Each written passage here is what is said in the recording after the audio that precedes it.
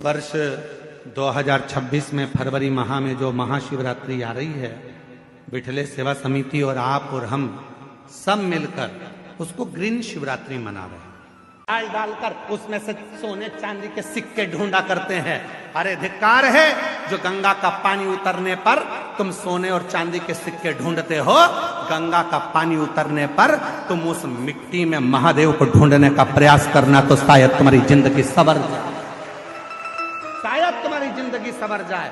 शिव महापुराण की कथा कहती है, जिस तालाब का जल कम होता है, जिस कुएं का जल कम होता है, जिस नदी का जल कम होता है, जिस सरोवर का जल कम होता है, वहां की मिट्टी को लाकर जब पार्थिव लिंग का निर्माण कर कर पूजन किया जाता है, तो उस नदी का जल स्तर जितना बड़ा होता है, उस नदी में जितना पानी पहले भरा होता है, उतना भंडार भोलेनाथ उसके घर में भरना चालू कर देते हैं। ये हमारा शास्त्र प्रमाण है।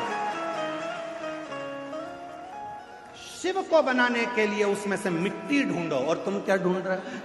चुंबक डाल के पैसा, चुंबक डाल के सिक्का, और लगे कितने हाथ में? 100, 200, 500, 1000, 2000, 1 लाख, 1.5 लाख रुपए हाथ में लगे होंगे। इससे ज्यादा क्या लगेंगे?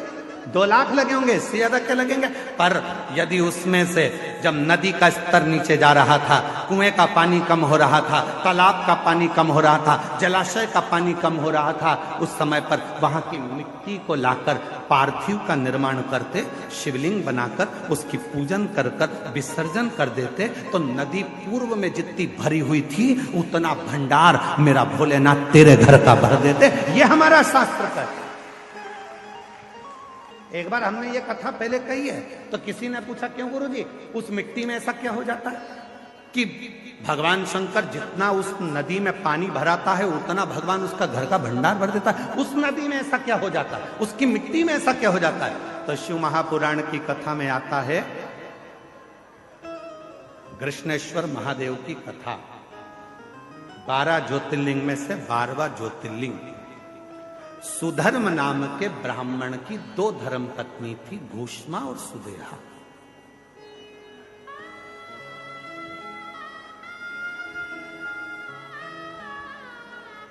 आप लोगों के मन में भी संशय होगा कि नदी का पानी उतरता है तो उसकी मिट्टी का शिवलिंग क्यों बनाया जाता है?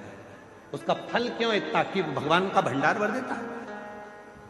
नदी, तालाब, बावड़ी, कुआं का पानी कम होता है तो उसकी मिट्टी को निकालकर उसका शिवलिंग बनाकर पूजन करने का फल क्या होता है? तो सुनो कृष्णेश्वर महादेव की कथा। सुधर्म नाम के ब्राह्मण की 2 धर्म पत्नियां थी, सुदेहा, घूष्मा, 2। सुदेहा के घर में संतान नहीं है और घूष्मा के घर में एक बेटे ने जन्म लिया। बेटे ने जन्म लिया तो सुदेहा का मुख उतर गया, मेरे गर्भ से औलाद नहीं हुई, और घूष्मा को औलाद हो गई।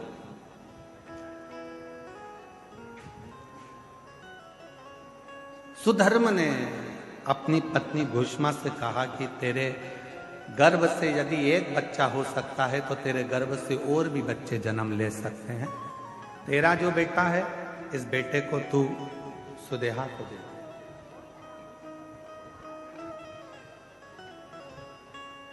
इस बेटे को तू सुदेहा को दे दे। सुदेहा को, हाँ ठीक है। उत्सव रखा बड़ा भारी, और घूष्मा ने अपने बेटे को सुदेहा की गोद में दे दिया। अब घूष्मा का बेटा नहीं, अब सुदेहा का बेटा।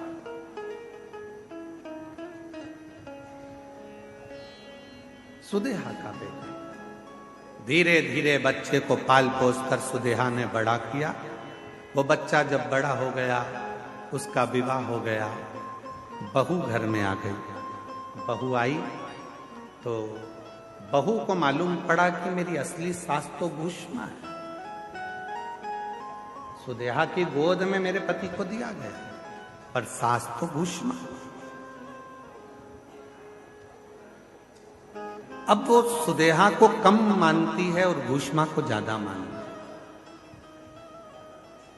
घुष्मा के लिए चाय लेकर जाए, भोजन लेकर जाए, नाश्ता लेकर जाए, पाँव पड़े, सुदेहा को पूछे नहीं। सुदेहा को गुस्सा आ गया, बहू मेरी और पूछ रही घुष्मा, बेटा ही नहीं रहेगा तो बहू किस काम की? रात को सोया था बेटा, बहू गई थी मायके और बेटा सोया था। तभी सुदेहा ने अपने बेटे के तलवार से काट काट के टुकड़े कर दिए, कपड़े में बांध लिए, सिर पे पोटली रखी, तालाब में फेंक, तालाब में फेंक, एक बावड़ी में, एक तालाब में। उस टुकड़े करे हुए शरीर को जब फेंका, सुदेहा आ गई।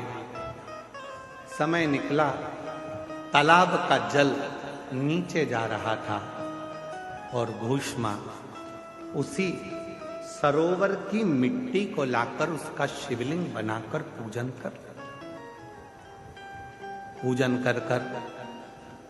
मिट्टी के शिवलिंग को, पार्थिव शिवलिंग को सिर पे रखकर चली और तालाब में विसर्जन करने चली।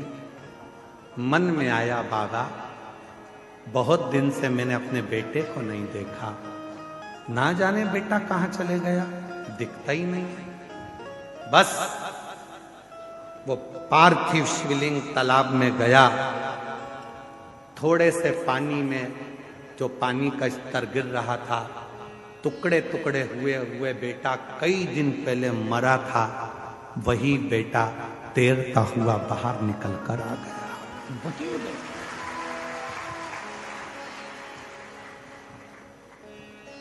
चीख पड़ी, मेरा बेटा और पानी में। मां से गले लगा, बेटा तू पानी में कैसे आ गया? पता नहीं, पर अंदर कोई बाबा था। दोनों पति पत्नी ने मेरी बहुत सेवा की। घुष्मा ने आवाज लगाकर कहा, बाबा मैं जानती हूं कोई दूसरा बाबा नहीं आ सकता, बाबा तो मेरा महादेव ही होगा। बाबा आओ दर्शन तो दो। तब मेरे भोलेनाथ निकल कर बाहर आए और कहा, घुष्मा जिस सरोवर में ना जाने कितने पार्थिव शिवलिंगों का निर्माण होकर विसर्जन हुआ, वो मिट्टी इस सरोवर में जमती चली गई और उसी मिट्टी के भाग से तूने मेरे शिवलिंग का निर्माण करा। तो जितने जितने पार्थिव लोगों ने पूर्व में बनाए थे, उन सब का कण कण मिलकर तूने मेरी आराधना करी, तो तेरा मरा हुआ बेटा भी जिंदा तुझे प्राप्त हो, जिंदा प्राप्त हो गया। बाबा मेरा मन है कि आप इस भूमि पर निवास करो। शिव जी ने कहा, तथास्तु, मैं तेरे नाम से, कृष्णेश्वर महादेव के नाम से 12वें ज्योतिर्लिंग के रूप में इस पृथ्वी पर विराजमान। 12वां ज्योतिर्लिंग का जो पूजन होता है, कृष्णेश्वर महादेव का जो पूजन होता है, कृष्णेश्वर महादेव की जो आराधना होती है, वो दुनिया के लोग जिस दिन समझ गए यहाँ जल का स्तर नदी का गिरा, गंगा जी थोड़ी खाली हुई, तुम चुंबक लेकर पहुंच गए, पैसा ढूंढने पहुंच गए, सोना ढूंढने पहुंच गए, चांदी ढूंढने पहुंच गए, नदी तालाब बावड़ी का स्तर गिरा, तुमने उसका पानी में सोना चांदी ढूंढा नहीं। जैसे ही नदी तालाब बावड़ी का पानी नीचे आए, उसकी मिट्टी को लाकर एक बार पार्थिव शिवलिंग का पूजन करो और आराधना करो। जैसे तेरी नदी का जल बढ़ता है, खूब बढ़ता है, ऐसे मेरे घर में भंडार भरना, सौभाग्य बढ़ना, संतान बढ़ना, वैभव बढ़ाना, तू कृपा करना। जैसे कृष्णेश्वर पर, घुष्मा पर तूने करुणा करी, वैसे मुझ पर कृपा करना। शिव तत्व कह रहा है, भगवान शंकर का पावन चरित्र कह रहा है। एकांबरेश्वर महादेव कांचीपुरम में, तमिलनाडु में, भारत की भूमि पर दुनिया के सबसे विशाल मंदिरों में, जो विशाल मंदिरों की गणना होती है, उन विशाल मंदिरों में सबसे बड़े मंदिर की गणना में कांचीपुरम का, ये तमिलनाडु का मंदिर एकांबरेश्वर महादेव का आता है। एकांबरेश्वर, जहां पर पाषाण का शिवलिंग नहीं है, जहां पत्थर का शिवलिंग नहीं है, जहां सोना और चांदी का शिवलिंग नहीं है, जहां हीरे पन्ने का शिवलिंग नहीं है, जहां पर मिट्टी का पार्थिव शिवलिंग की पूजन होता। अब जरा विचार करिएगा, गुरुजी क्या बात कर रहे हो, ये पार्थिव शिवलिंग, मिट्टी का शिवलिंग जहां एकांबरेश्वर महादेव के मंदिर में पूजा जाता है, वहां क्या वो शिवलिंग मिट्टी का फटा नहीं होगा? क्या उसमें दरार नहीं पड़ी होगी? क्या वो मिट्टी का शिवलिंग बेकार नहीं हुआ होगा? हम जब पार्थिव शिवलिंग का निर्माण करते हैं तब उस समय उसमें हम बहुत से पदार्थ डाल देते हैं। आप कुछ डालें ना डालें, दो चीजें मिट्टी के अंदर अवश्य डालें, एक मक्खन या दूध या गाय का, जम के बोलो, घी, और दूसरा भस्म। ये दो चीजें क्यों डालना चाहिए? कि शिवलिंग अच्छा बनेगा, शिवलिंग पक्का रहेगा, दरार नहीं पड़ेगी, उसके लिए डालना चाहिए क्या? ना ना ना, पार्थिव शिवलिंग का निर्माण करने वाले दो चीजों का स्मरण अवश्य रखें। पहला, मिट्टी के अंदर जब हम मक्खन, दूध या गाय का घी डालकर शिवलिंग का निर्माण करते हैं, जिसके घर में वंश नहीं बढ़ता, 20 साल, 25 साल, 15 साल, 12 साल हो गए हों, और जिसके घर में बच्चा ना हुआ हो, हम उनसे भी निवेदन करेंगे कि प्रत्येक प्रदोष, प्रत्येक शिवरात्रि, हर महीने प्रदोष आती है, हर महीने शिवरात्रि आती है, प्रत्येक शिवरात्रि, प्रत्येक प्रदोष को आप मिट्टी के अंदर मक्खन या गाय का दूध या गाय का घी, देसी गाय का मिलाकर शिवलिंग बनाकर उसकी पूजन करना प्रारंभ करें। 1 साल पूरा नहीं होगा, भले 20 साल हो गए होंगे, पर आपका गर्भ जरूर ठहरेगा, ये निश्चित। भले 20 साल हो गए, 22 साल हो गए, 25 साल हो गए, डॉक्टर ने मना कर दिया नहीं होगा, फिर भी आप बाबा पर भरोसा, बोल बम का नारा है, बाबा है। आप विश्वास के साथ शिव की आराधना करिए। गाय, देसी गौ माता का दूध, मक्खन, घी, ये हमारे मिट्टी के अंदर मिलाकर जब हम शिवलिंग का निर्माण करते हैं तो हमारा वंश बढ़ता। दूसरा, भस्म। दूसरी चीज क्या है?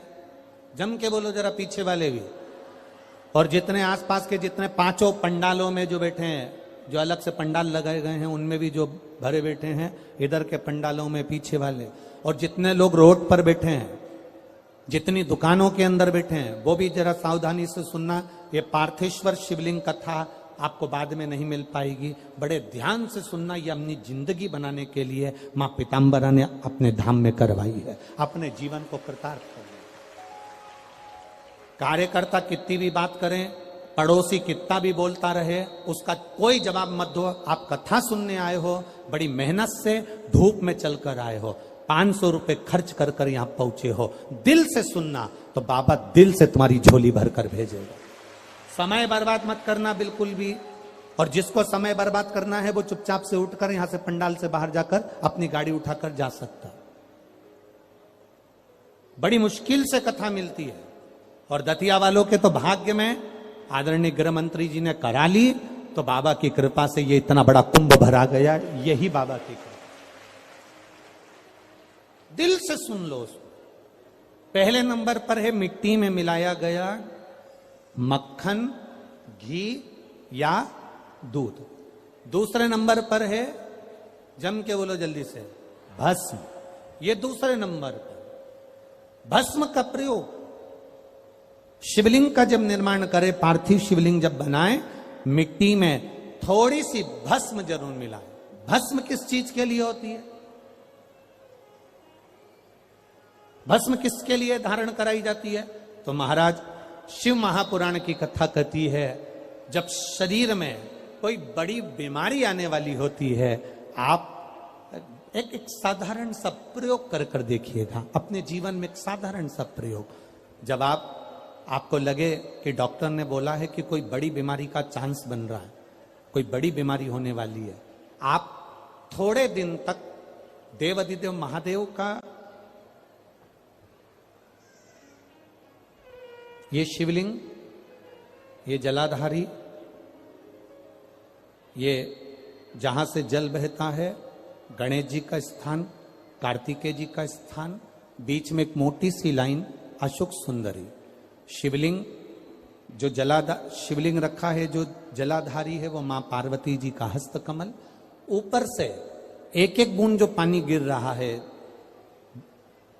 जिस कमंडल में से, जिस जलाधारी में से जल गिर रहा है, वहां शंकर भगवान की 5 बेटियां, जया, विषहरा, शामली बारी, दौतली और देव, ये भगवान शिव की 5 बेटी।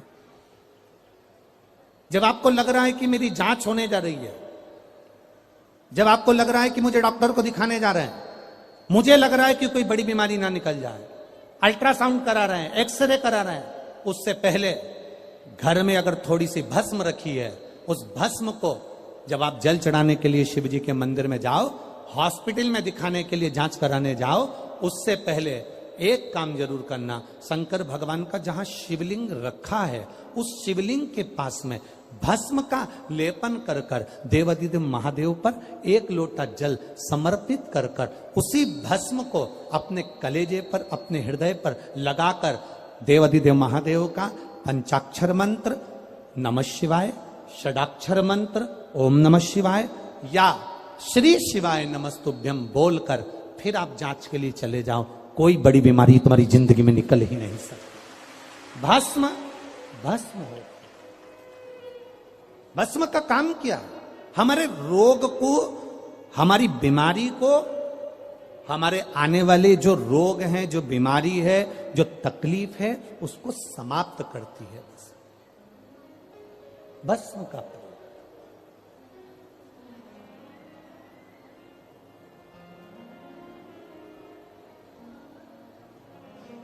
शिवलिंग का निर्माण कर रहे हो, पार्थिव शिवलिंग का, उसमें थोड़ी सी भस्म हमारी बीमारी को हर लेती है, थोड़ी सी भस्म हमारी तकलीफ को हर लेती है। भस्म का प्रयोग।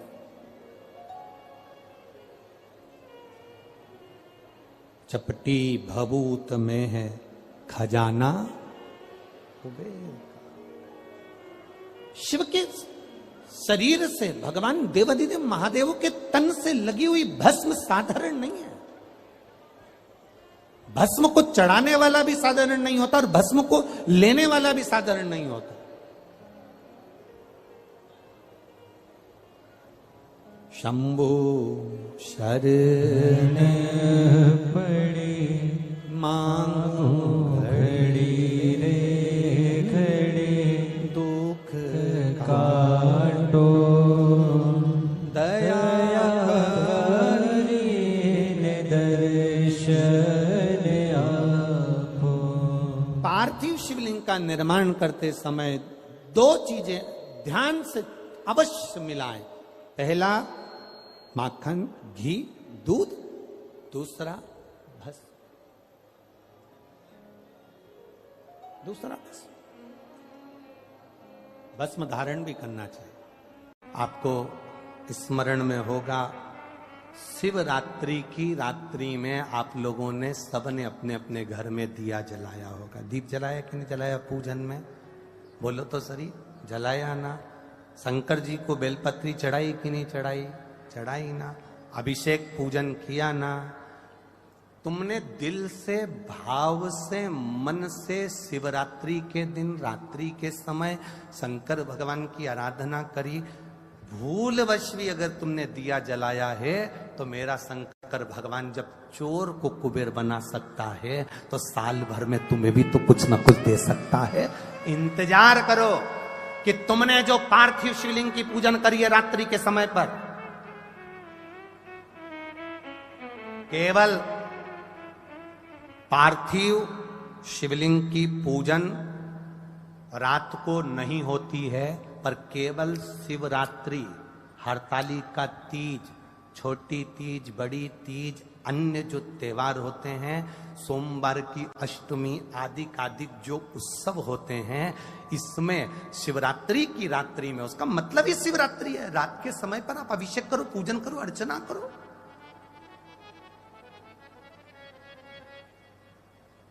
उसका काम शिवरात्रि, रात भर आराधना करिए, रात भर अर्चना करिए।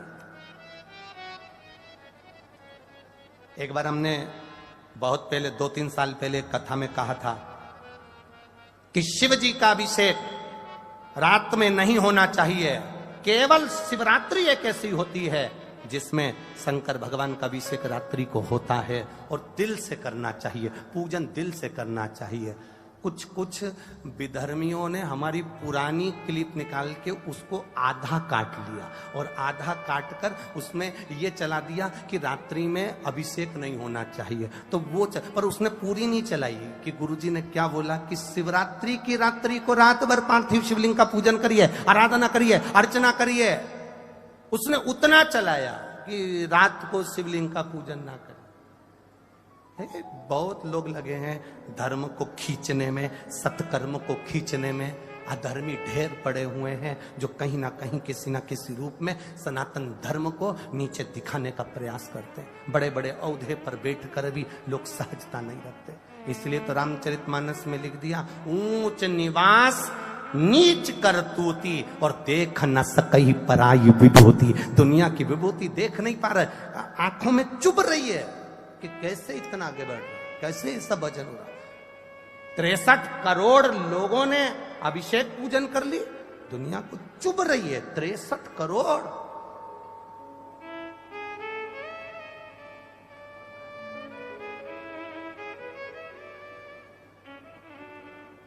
चुभ रहा है। और 63 करोड़ लोगों ने जो अभिषेक करा, ये शिव तत्व है, ये शंकर की उदारता, ये करुणा है, ये भगवान की भक्ति। यहां तो कितनी सुंदर बात कही, भूल से भी शंकर का जो गुणगान कर लेता है। एक भील की कथा आती है शिवरात्रि की, आप लोगों ने पढ़ी होगी भील की कथा। पेड़ पे चढ़ गया, हिरण को मारना था, बच्चों का पेट भरना था, मांस चाहिए था। पेड़ पे चढ़ा, पानी की छाजल, अब इधर छाजल जानते कि नहीं जानते हमें नहीं मालूम, कपड़े की बनती थी, मोटे कपड़े की छाजल जिसमें पानी भरा था, ठंडा पानी रहता था। कपड़े की छाजल लेकर ऊपर चढ़ा, पेड़ पे टांग दिया, चढ़ गया ऊपर। हिरण का इंतजार कर रहा है कोई मृग आ जाए, उसको मारूंगा, बच्चों का पेट भरना, बच्चे भूखे।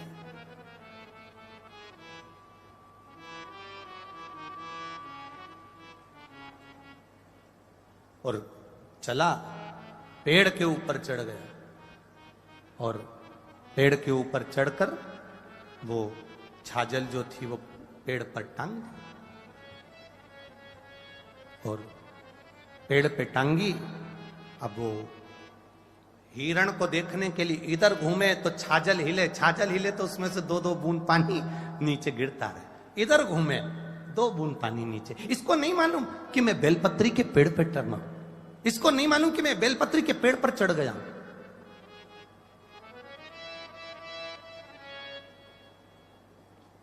इसको मालूम ही नहीं, बेलपत्री के पेड़ पर चढ़ाऊं उसको नहीं मालूम, उसके स्मरण में। और नीचे एक शिवलिंग था, बस ठीक है, नीचे एक शिवलिंग था।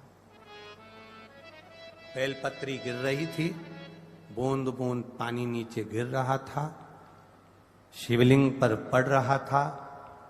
रात्रि के समय पर उसको नहीं मालूम कि शिवरात्रि है और भोले बाबा प्रसन्न होकर प्रकट हो गए। मांग तुझे क्या चाहिए, मैं तुझे क्या दे दूं, बोल।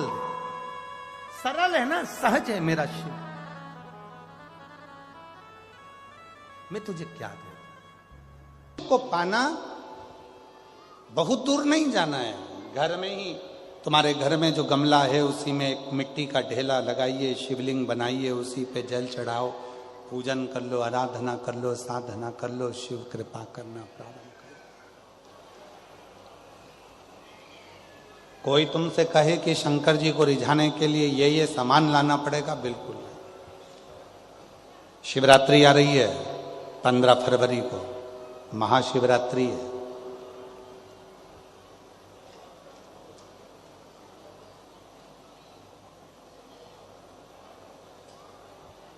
कितना भी विशाल रोग है शरीर में,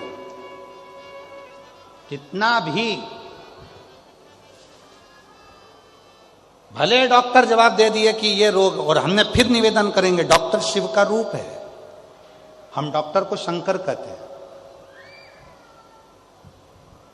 शरीर में रोग हो तो सबसे पहले डॉक्टर के पास जाओ, क्योंकि डॉक्टर शंकर का एक रूप माना गया, महामृत्युंजय का स्वरूप डॉक्टर को मानते हैं।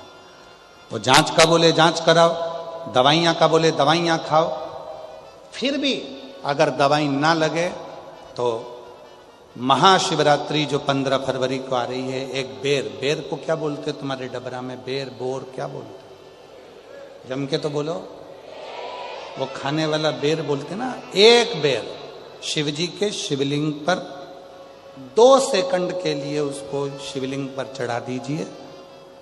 पंचाक्षर मंत्र का जाप करिए, नमः शिवाय, या षडाक्षर मंत्र का जाप करिए, ओम नमः शिवाय, या श्री शिवाय नमस्तुभ्यम का जाप करिए।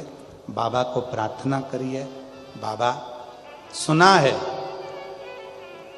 भृंगी ने, श्रृंगी ने, नंदी ने, मां पार्वती जी ने और 64 योगिनियों ने आपकी आराधना इस कांटे में जन्मे हुए बेर से करी है। बाबा तू सबके दुख मिटाता है, मेरे भी शरीर का रोग समाप्त करना।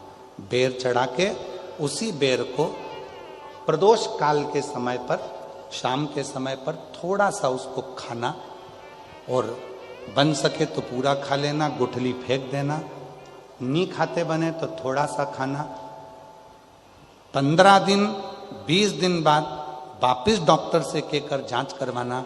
जो रोग था धीरे धीरे समाप्ति की ओर आना प्रारंभ हो। एक बेर में वो बल होता है, एक बेर में वो फल होता है, वो बल होता है कि महाशिवरात्रि के दिन उस बेर की इतनी महत्वता हो जाती है, इतनी महत्व।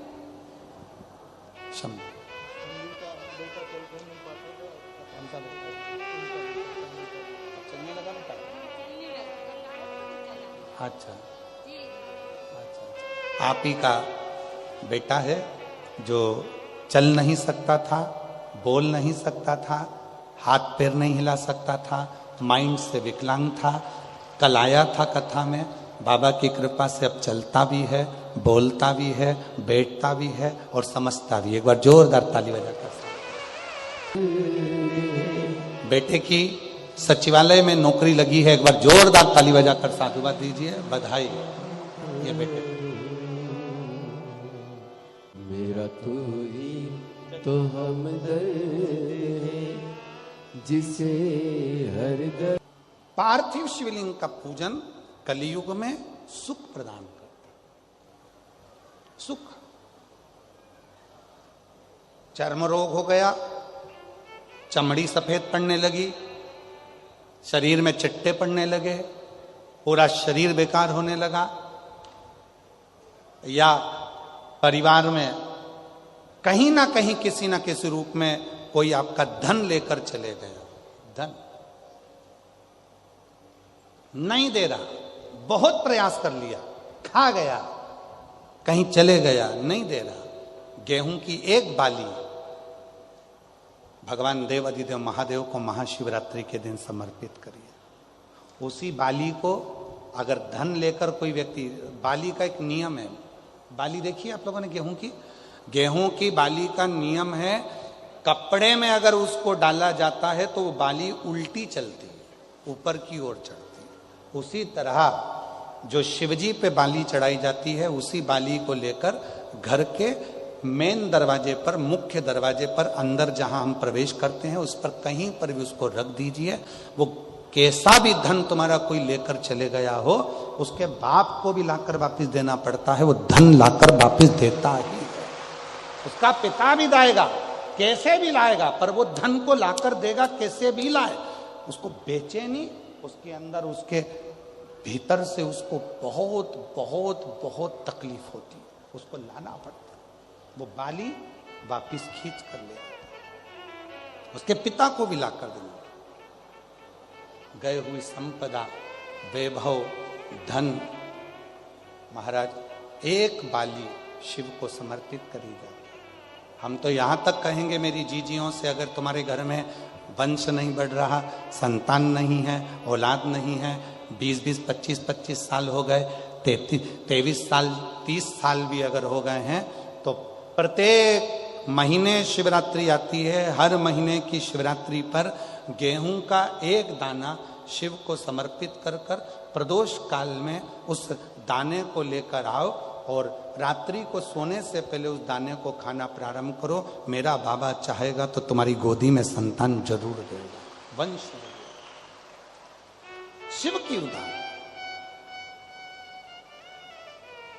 शंकर की कृपा, शिव की उदारता, शंकर की भक्ति, अविरल भक्ति हमें सुख देती, आनंद देती। एक पार्थिव शिवलिंग का निर्माण, हम सतयुग में नहीं है, हम सतयुग में नहीं है कि हमें हीरे के शिवलिंग बनाना पड़े, माणिक शिवलिंग बनाना पड़े, रतन के शिवलिंग बनाना पड़े। ना हम त्रेता में कि हमें सोने के और चांदी के शिवलिंग बनाना पड़े, ना हम द्वापर में हैं कि हम पारत का शिवलिंग बनाए। हम तो कलयुग में हैं और कलयुग में भोलेनाथ जी की भक्ति का सबसे सुंदर तरीका है पार्थिव शिवलिंग का पूजन करो। यदि पार्थिव नहीं भी बना सकते तो एक लोटा जल लेकर शिव जी के मंदिर में जाकर बाबा देवाधिदेव महादेव को जल चढ़ाना प्रारंभ करो। मेरा देवाधिदेव महादेव सुख प्रदान करना प्रारंभ कर देता है। एक लोटा जल सारी समस्या का, एक लोटा।